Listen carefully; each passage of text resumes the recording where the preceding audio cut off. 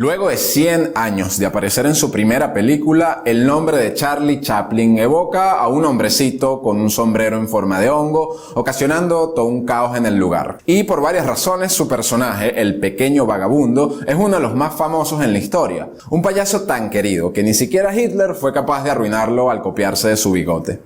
Pero ¿qué hombre hay detrás de este personaje? Nacido en la pobreza en el Londres victoriano, Charlie Chaplin salió de la miseria para volverse el actor mejor pagado en Hollywood. Se reunía con artistas y revolucionarios de la industria y vivió para ver cómo su reputación caía y cómo el país que lo adoptó terminó por renegar de él. Se dice que detrás de la sonrisa de todo payaso hay muchas lágrimas. Y bueno, si esto es cierto, tiene sentido que la historia del gran payaso del cine fuese una de las más trágicas. Charles Spencer Chaplin nació en Londres el 16 de abril de 1889 y parece que ganó la lotería artística ese día. Su madre Hannah era cantante, mientras que Charles Chaplin padre era un cómico bastante prometedor. Apenas un año después de que naciera Charlie, Charles padre viajó a Estados Unidos, donde ganó y apostó mucho dinero. Lamentablemente lo hizo sin Charlie o Hannah, su esposa. Esa primavera de 1890, Charles padre abandonó a su esposa e hijo y se fue con todo su dinero. Hannah, Charlie y su medio hermano mayor Sidney cayeron en extrema pobreza, y en la Inglaterra victoriana la pobreza era más dura que una piedra. Incluso Hannah hizo lo que pudo por sus hijos, enseñándoles sus rutinas y cómo cantar. Mucho después Charlie dijo que sus propias habilidades como bailarín, cantante y mimo se desarrollaron al ver a su madre limpiando. A los 5 años el pequeño Charlie podía imitar las canciones más populares de su madre. Esto resultó muy útil cuando una noche de 1894 Hannah quedó sin voz en medio de un acto. Charlie observaba desde los bastidores. Cuando Hannah paró de cantar, el jefe simplemente lanzó a Charlie al escenario y le dijo: haz algo. Y así fue lo que hizo. Frente a la multitud aplaudiendo, Charlie terminó la canción de su madre con un éxito rotundo. En cualquier biografía este sería el momento conmovedor donde Charlie salta al estrellato. Pero tristemente hay pocas cosas conmovedoras en la vida de Charlie Chaplin. La pérdida de la voz de Hannah no era laringitis, sino el primer síntoma de una enfermedad mental que la estaba consumiendo. El 29 de junio de 1895 fue internada en un manicomio. Charlie y Sidney eran muy jóvenes para salir adelante y fueron a un refugio. Las historias de sus próximos años son desgarradoras. En algún punto fueron a vivir con Charles padre, pero ahí sufrieron todo tipo de abusos por su mano alcohólica, hasta el punto que las autoridades tuvieron que intervenir. Sin embargo, a veces Charlie padre intentaba actuar como padre. Por ejemplo, en 1897 le consiguió un show a Charlie con un grupo de bailarines de suecos llamados 8 Lancashire Lads. Pero el grupo se disolvió muy rápido y Charlie regresó directo al refugio. El 9 de mayo de 1901, Charles Chaplin padre murió por alcoholismo. No poco después, Hannah tuvo una recaída final y fue reinternada al manicomio, luego de estar por un tiempo en la vida de los chicos otra vez. En esa época, Charlie estaba completamente solo. Sidney había aprovechado una de las pocas formas que había de salir de la pobreza y se unió a la Marina. Con su madre, su hermano y su padre idos, Charlie luchaba por sobrevivir. Los próximos 5 años, Charlie trabajó en cualquier cosa que encontrara. Fue vendedor de periódicos, fabricante de juguetes, impresor y mandadero, lo que sea que pagara. Cuando no podía encontrar trabajo, solía dormir en el piso. A pesar de haber actuado en varios papeles, incluyendo una gira de un año en 1903 de una producción de Sherlock Holmes, nunca fueron suficientes para apoyar su sueño de ser actor. Sin embargo, esto cambió finalmente en 1908. Siendo Charlie Chaplin un chico de solo 19 años, participó en un show de la compañía Fred Karno Repertoire. Ahí actuaba como el personaje del borracho en una escena, y aunque el trabajo era pequeño, lo puso en contacto con la gente adecuada. Stan Laurel, por ejemplo, era otro miembro del elenco. Y tal vez más importante aún, la compañía Fred Karno le dio a Charlie en 1910 la oportunidad de hacer algo que nunca imaginó. Se iba de gira por Norteamérica.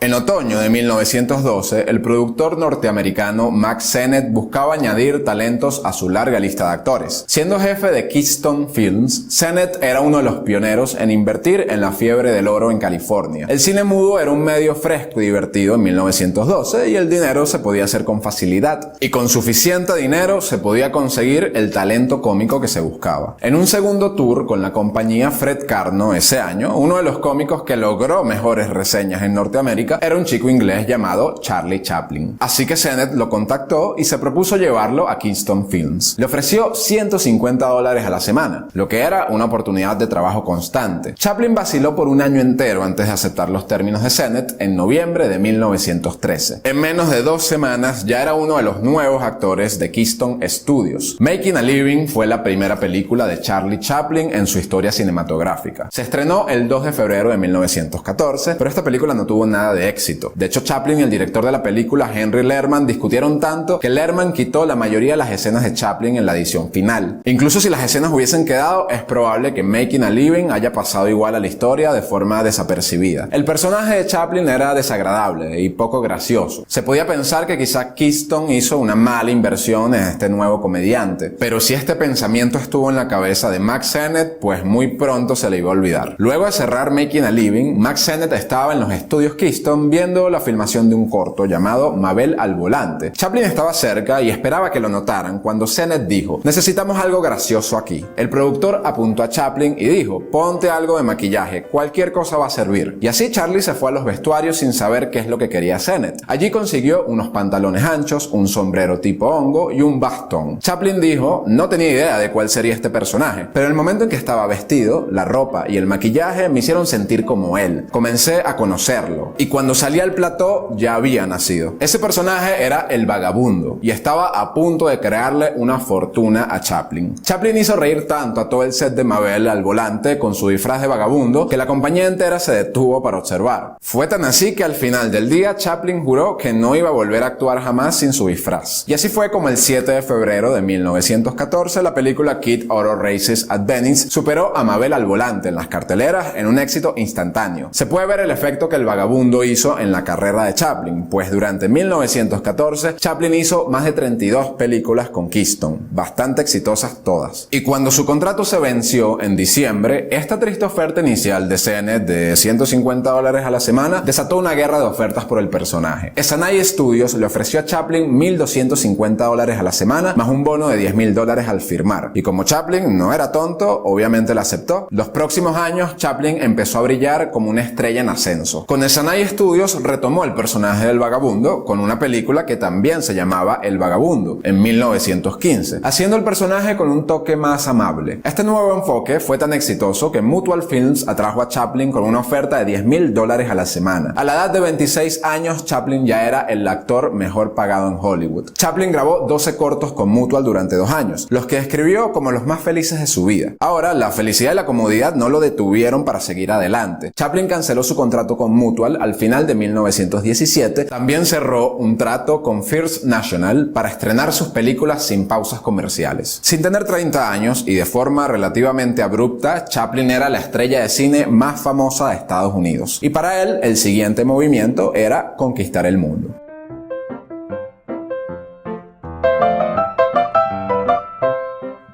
La próxima década fueron los años dorados para Chaplin como cineasta. Su primera película, llamada El Chico, se estrenó en 1920. La Quimera de Oro, que fue probablemente uno de sus mejores trabajos, se estrenó en 1924. Y en 1928 hizo El Circo, una película de Orson Welles, director de Ciudadano Kane, que es una de las películas o la película mejor aclamada de aquella época. Y también fue una época dorada para Chaplin como productor. En 1919 abandonó First National y creó United Artists Corporation con Mary Pickford y D.W. Griffith, dándoles control total de sus películas. Entonces se podría decir que eso es todo por el resto del video. Les damos nombres de las películas y detallamos qué tan excepcionalmente rico era Chaplin, pero aquí no se acaba la cosa. Si la década siguiente de 1918 fue una época dorada para la imagen de Chaplin, no fue para nada el caso en su vida privada. Se puede decir que en este periodo nació el Chaplin oscuro e imperfecto. Todo comenzó en otoño de 1918 cuando Mildred Harris le dijo a Chaplin que estaba embarazada. Ambos habían tenido un amorío en secreto durante ese año, pero fue en secreto porque Chaplin tenía casi 30 años y tenía casi el doble de la edad de Harris. Bajo la ley de California, tener sexo con alguien menor de 16 años era violación y era ilegal. Así que cuando Harris le dijo a Chaplin que estaba embarazada, pues este entró en pánico total. Chaplin decidió casarse con Harris en una ceremonia secreta en octubre de 1918 y poco después Harry presuntamente tuvo un aborto. Pero esto lo que le trajo a Chaplin fueron sospechas de que su esposa esposa lo había engañado. Se llenó de rencor y Chaplin se propuso hacer su vida un infierno. Por 2 años Chaplin trató muy mal a Harris. Aunque nunca fue maltrato físico, fue bastante rudo con ella, ignorándola, menospreciándola y llamándola idiota constantemente. En 1920, cuando Harris cumplió 18 años, Chaplin la volvió a embarazar y luego se divorció de ella. Y a ver, esto no iba a ser su única mala conducta en esta década. Su comportamiento se ponía más perturbador y lamentable todavía. Ese mismo año en que se divorció, Chaplin conoció a Lita Grey, que tenía solo 12 años. Charlie la mantuvo cerca por los años siguientes hasta que cumplió 15 o 16 años, dependiendo de la fuente. Y luego empezó a seducirla. Hoy día llamaríamos este comportamiento como preparación o simplemente pederastia. Era algo impactante incluso en los salvajes años 20. Y así, el 23 de noviembre de 1924, Lita le dijo a Chaplin que estaba embarazada. Y de nuevo, resistente a evitar cargos de violación, Chaplin se casó con ella en Nuevo México, la mujer abortó y una vez más el vagabundo hizo de su matrimonio una experiencia desagradable. Y no era solo la vida cotidiana de Chaplin que estaba a falta de gracia. En el mismo mes de su boda con Lita, Chaplin estaba en un yate cuando el productor Thomas Ince murió misteriosamente. Ha habido rumores de que Chaplin se acostó con la esposa del magnate de la prensa, William Randolph Hearst, y que Hearst disparó a Ince accidentalmente mientras intentaba matar a Chaplin. Estos rumores ya eran bastante pesados y empeoraron todavía más con la demanda de divorcio de Lita en 1927. Luego de 2 años miserables con Chaplin, Lita estaba rota por dentro. En su presentación judicial acusó a Chaplin de haberla obligado a abortar, de crueldad psicológica y de forzarla a participar en actos sexuales tan desagradables que no hay forma de describirlos sin que denuncien al canal por contenido inapropiado. A pesar de que Chaplin acordó pagar la demanda por $600,000,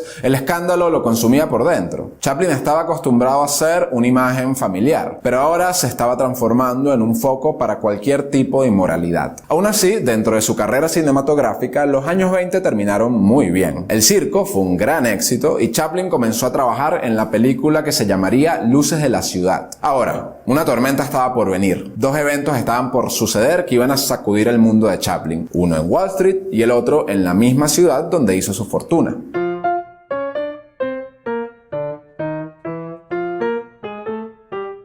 La película llamada El cantante de jazz se estrenó el 6 de octubre de 1927. Era la historia de un judío blanco que actuaba como negro para ser una leyenda del jazz. Esta película habría pasado a la historia si no fuese por una gran innovación técnica. El cantante de jazz era la primera película en la historia norteamericana en tener voz y una banda sonora sincronizada. La época de las películas mudas finalmente terminaba. Estrellas del cine mudo como Chaplin pues despreciaban esta nueva tecnología. Mientras preparaba Luces de la Ciudad, Chaplin llegó a afirmar que la nueva tendencia no iba a durar ni 6 meses, pero creo que todos sabemos que no hubo ninguna decepción con esta nueva tendencia mundial. Por su parte, 2 años después del estreno del cantante de jazz, el mercado de valores de Nueva York dio un último suspiro y colapsó sobre una montaña de sueños americanos rotos. El desastre de ese día se transformaría en la Gran Depresión que afectó a todo el país. Sin embargo, para la audiencia de la época de jazz, un vagabundo con corazón de oro como el de la película de Chaplin era tan anhelado como los superhéroes de hoy día. Era justo el elixir o el escape que necesitaban los espectadores en los años 30. A pesar de ser un anacronismo mudo, Luces de la Ciudad fue un éxito rotundo en 1931. Pero Chaplin no disfrutó mucho ese éxito. En 1931 dejó los Estados Unidos debido a la preocupación que tenía de ver hacia dónde el mundo y el arte estaban yendo. Así que se embarcó en una gira mundial. Por ese tiempo, el actor conoció a famosos desde Albert Einstein hasta Mahatma Gandhi. Pero fue lo que Chaplin presenció en Europa lo que más nos importa ahorita. El aumento de la automatización industrial y el nacionalismo sacudían el continente muy poquito a poco. Cuando Chaplin regresó a Hollywood en julio de 1932, estaba loco por hacer algo sobre estos dos fenómenos. Por un lado, comenzó a trabajar en Tiempos Modernos, en 1936, que sería una sátira del capitalismo. Pero por otro lado, significó involucrarse por primera vez en la política en su vida, cuando se volvió simpatizante del comunismo. Y este cambio radical no iba a pasar bajo la mesa. En 1939, Chaplin comenzó a rodar su primera película con voces llamada El Gran Dictador, una sátira hacia el nacionalismo en general y hacia Adolfo Hitler en particular. Fue hecha al mismo tiempo cuando Estados Unidos se mantenía neutral con la guerra en Europa. De esta forma, cuando la película estrenó en 1940 con su discurso político final, la audiencia no vio al vagabundo apoyando el fin de la guerra, sino que vieron a un comunista intentando hacerles tragar ideas izquierdistas. Poco antes de eso, en 1938, el Comité de Actividades Antiamericanas americanas se formó luego de un reporte de que en Hollywood abundaban los comunistas, y Chaplin confirmó todas sus sospechas. Luego del ataque a Pearl Harbor y la entrada de Estados Unidos a la Segunda Guerra Mundial, Chaplin se convirtió en un promotor del Ejército Rojo Comunista. Esto llegó hasta el punto de haber dado discursos completamente insensatos en Nueva York, donde Chaplin llamó a las purgas de Stalin como algo maravilloso, y decía cosas como que los únicos que se oponen al comunismo son los nazis en este país. En un contexto de guerra, en donde los Estados Unidos eran aliados con la Unión Soviética, tal vez estos comentarios no parecían tan descabellados. Pero para aquellos que sospechaban de que Chaplin era un anti-norteamericano y un anti-liberal, fue como lanzarle leña al fuego. Personalidades importantes del medio cuestionaron el compromiso de Chaplin con Estados Unidos al final de 1942. En caso de que llegara una fuerte tendencia anticomunista, su reputación se iba a venir abajo. Y a los comienzos de la década de los 40, esto era justamente lo que venía para Estados Unidos.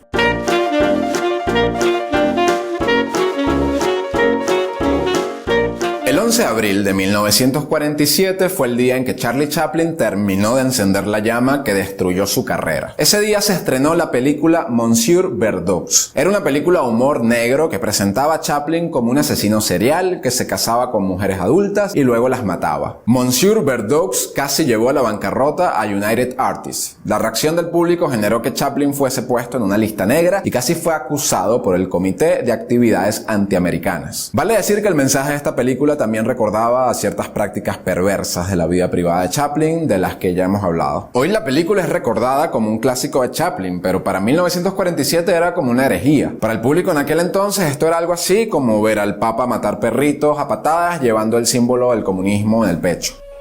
Para entender cómo Monsieur Verdux destruyó todo lo que Chaplin valoraba, debemos volver un momento a 1941. Como pueden recordar, esto fue cuando Chaplin comenzó a hablar sobre lo bueno que era el estalinismo. Y fue entonces cuando conoció también a una joven actriz llamada Joan Berry. Berry era un poco mayor que las otras conquistas de Chaplin. Ella tenía la edad de 21 años cuando Chaplin la conoció a sus 42 años. Comenzaron a salir, pero no tardó mucho para que todo se saliera de control. En 1943, Berry también demandó a Chaplin por dejarla embarazada y abandonarla. Desafortunadamente para Chaplin, los fiscales decidieron atacarlo con toda su artillería. Chaplin fue acusado con base en la Ley Mann de 1910, mejor conocida como el Acta de Tráfico de Esclavos Blancos, diseñada para evitar el tráfico de prostitutas por las fronteras de los estados. Cualquier persona que llevara a alguien al otro estado solamente para tener sexo, incluso con su consentimiento, podía ir preso. Y eso fue exactamente lo que Chaplin hizo. Y por supuesto que los medios se aprovecharon también de esto. Titulares como Charlie Chaplin enjuiciado por trata de blancas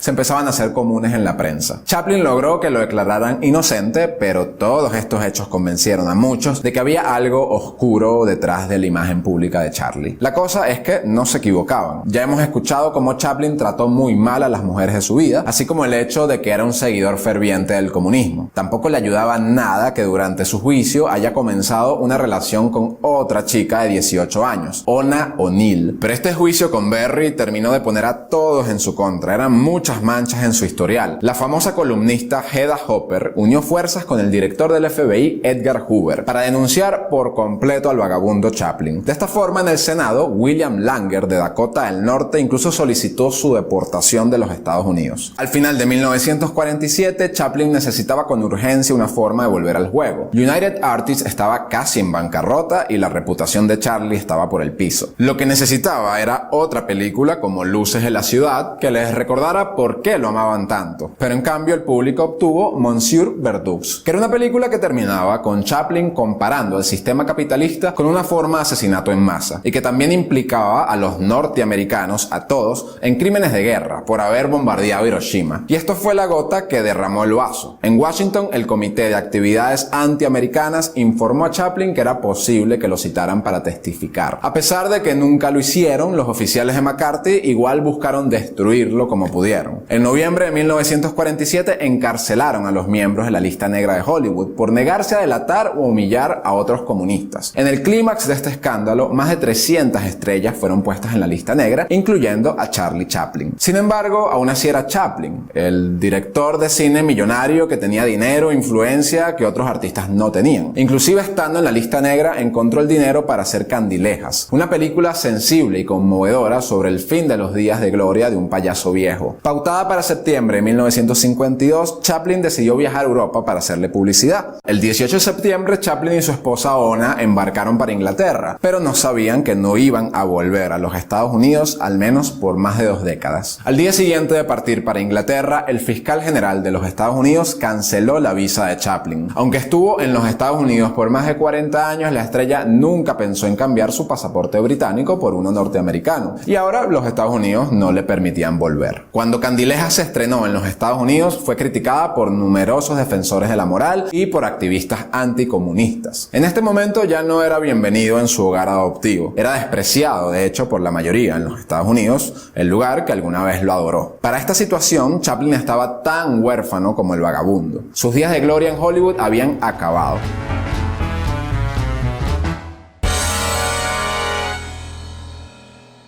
El resto de la vida de Chaplin se puede dividir en 2 capítulos. El primero, en el que todos lo odiaban, y el otro, cuando lo terminaron de aceptar, pero ya demasiado tarde. Después de establecerse en Suiza con Ona, su esposa, en enero de 1953, Chaplin se abrió camino en el sistema de películas europeas. En 1957 estrenó Un rey en Nueva York, que trata sobre un rey que escapa al exilio a los Estados Unidos y allí sufre una persecución similar a la que tuvo Chaplin. La película hace un retrato del norteamericano promedio que a los Estados Unidos no le gustó para nada. De esta forma, la película se prohibió en muchos estados por ser antipatriota. Esta actitud creó el contexto de la próxima década. En algún punto, Chaplin consideró revivir al vagabundo como el único sobreviviente de un holocausto nuclear, pero en su lugar creó la película Una condesa de Hong Kong. Fue una película sin mucho éxito, donde el único chiste fue Marlon Brando siendo capturado varias veces con una mujer joven en su habitación. En nada ayudó a esta situación que la salud de Chaplin empeorara. Había quedado casi incapacitado luego de una serie de derrames que tuvo durante los años 60, y cuando trabajó en su proyecto final se encontraba en este estado de salud lamentable. El fenómeno sería su obra final. Era sobre la historia de una chica al sur de los Estados Unidos a quien le crecen alas de ángel y es casada y perseguida. Este estaba destinado a ser su último trabajo para cerrar con broche de oro, pero tristemente esta película nunca se hizo. Mientras llegaban los 70, Chaplin sufrió más derrames cerebrales. En 1974 estaba amarrado en una silla de ruedas bajo cuidado frecuente. Incluso cuando grabó tomas de prueba para el fenómeno, todos sus trabajadores sabían que el director no iba a estar vivo para ver su película. Charlie Chaplin sufrió un derrame final mientras dormía a la edad de 88 años, el 25 de diciembre de 1977. A pesar de haber regresado a los Estados Unidos 5 años antes para recibir un galardón, él seguía viviendo en el exilio. Era bien claro que Estados Unidos no lo quería de vuelta. Este sería el punto en el que concluimos la historia y le damos un resumen a la vida de Chaplin, pero esta vez el destino le tenía reservado un último y terrible suceso para el vagabundo. En marzo de 1978, 2 refugiados de la Europa comunista del Este desenterraron el cuerpo de Chaplin y lo secuestraron. Por 11 semanas el cuerpo de Chaplin estuvo desaparecido. Al final de mayo de 1978, la policía suiza encontró a uno de los ladrones intentando llamar a Ona para pedirle un rescate. Enseguida el ladrón fue arrestado y lograron localizar el cuerpo de Chaplin. Así fue enterrado de nuevo poco después, pero esta vez bajo una placa de concreto. Y bueno, aunque este último episodio sea terrible, es probable que Chaplin lo haya visto con un gran potencial para plasmarlo en el cine. Espero que hayas disfrutado de este video. Si fue así, por favor dale un me gusta y suscríbete. También te recomiendo que actives las notificaciones para que te sigan llegando videos como este todas las semanas. Muchas gracias por vernos.